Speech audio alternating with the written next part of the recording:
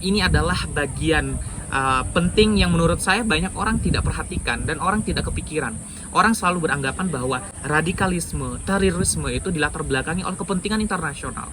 Kepentingan internasional itu menjadi kecil ya ketika kita melihat permasalahan besar yang terjadi di tengah-tengah masyarakat kita. Permasalahan besar yang sedang kita hadapi adalah adanya ketimpangan di bidang ekonomi, adanya ketimpangan di dalam proses penegakan hukum, dan akar dari itu semua adalah keadilan yang tidak bisa diciptakan oleh kekuasaan. Maka dari itu kekuasaan sekecil apapun harus hadir di tengah-tengah masyarakat, memberikan kepastian, memberikan ekualitas dalam segala lini kehidupan berbangsa dan bernegara kita.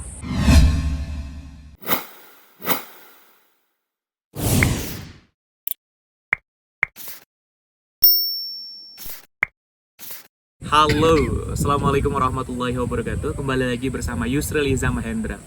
Teman-teman semua, di konten kali ini kita akan membicarakan mengenai satu isu yang menurut saya masih sangat penting untuk kita bicarakan di konten ini.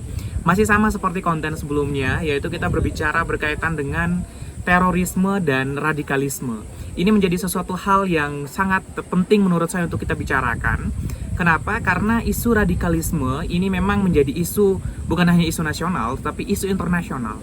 Ya, berbicara tentang terorisme ini menjadi musuh bersama kita.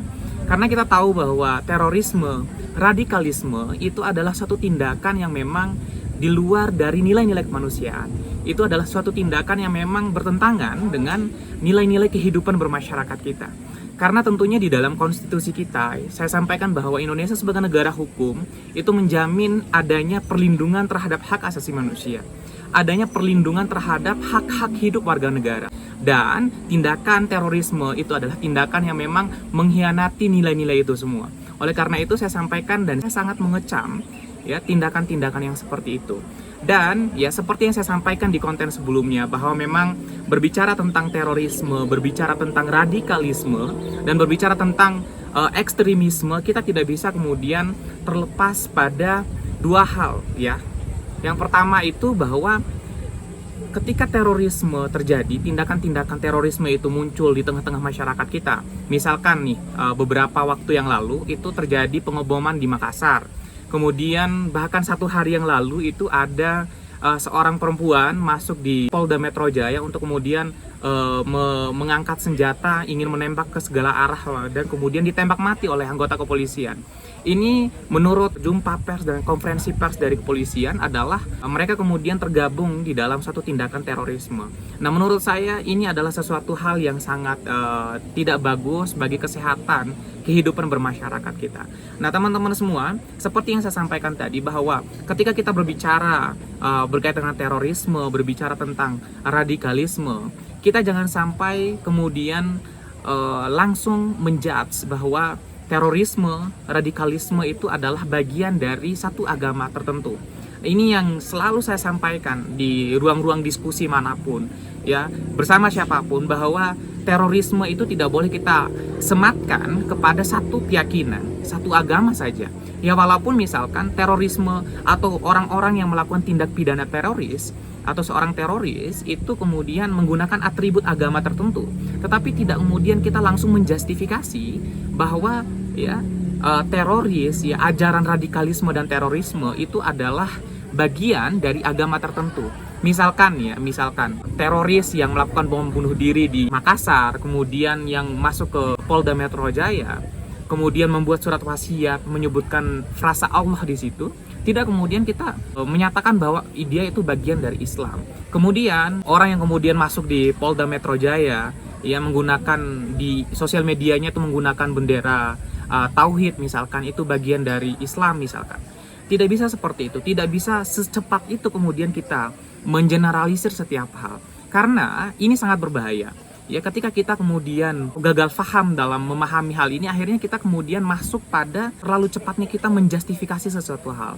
Kita kemudian lupa bahwa ya ajaran-ajaran membunuh orang lain itu bukanlah bagian dari ajarannya agama yang ada di Indonesia.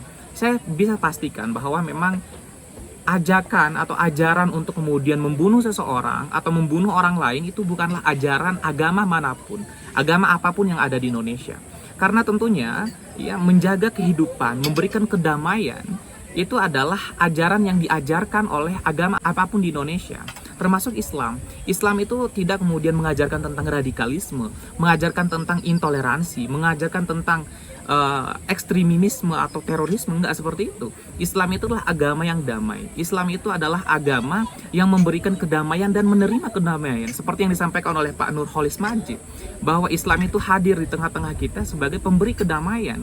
Nah, ini harusnya kemudian teman-teman juga mengerti bahwa kita tidak bisa kemudian ketika teroris atau kemudian orang-orang yang radikal itu menggunakan atribut suatu agama, kemudian kita langsung menjas bahwa ini adalah bagian dari agama tertentu. Ini adalah ajaran dan doktrin dari suatu agama. Tidak bisa seperti itu cara berpikirnya. Kemudian kedua, ketika kita berbicara tentang radikalisme, ketika kita berbicara tentang terorisme, itu kita juga berbicara tentang ketidakadilan sosial. Kenapa ini menjadi penting kita bicarakan, dan kemudian selalu saya sampaikan bahwa akar dari permasalahan terorisme dan radikalisme itu sebenarnya adalah ketidakadilan sosial.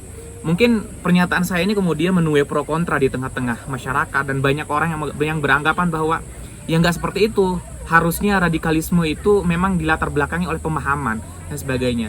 Iya benar, ya, radikalisme itu memang kesalahpahaman kita, permasalahan interpretasi kita terhadap sesuatu hal. Tetapi ya, orang kemudian berani melakukan tindakan terorisme, berani melakukan pengeboman dan lain sebagainya karena mereka merasakan adanya ketidakadilan sosial, adanya insocial justice di tengah-tengah masyarakat. Sehingga ini kemudian menjadi pemacu mereka, ya, semacam sebuah stimulus bagi orang-orang yang memang pikiran dan akal sehatnya itu sudah nggak sehat gitu loh.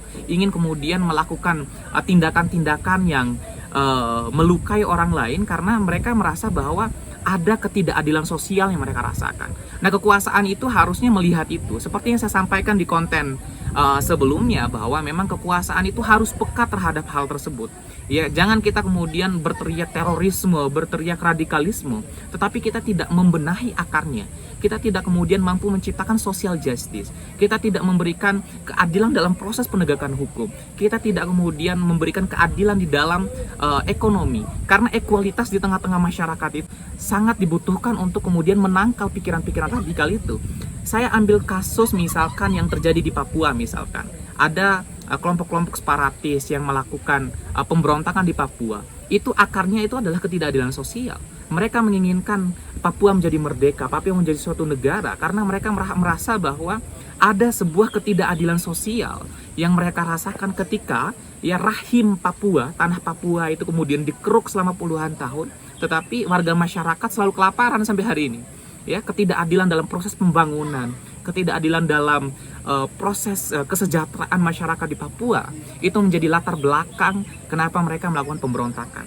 Dan saya rasa ya, radikalisme kemudian terorisme juga bisa dilatar belakangi oleh hal tersebut. Oleh karena itu kemudian ketika kita berbicara tentang radikalisme, berbicara tentang terorisme, maka satu hal ya yang juga harus diperhatikan oleh kekuasaan. Pemerintah kekuasaan hari ini itu harus mampu menghadirkan dan menciptakan keadilan di tengah-tengah masyarakat, agar kemudian orang tidak lagi berpikir tentang pengeboman, mengebom orang lain ketika perut mereka terisi.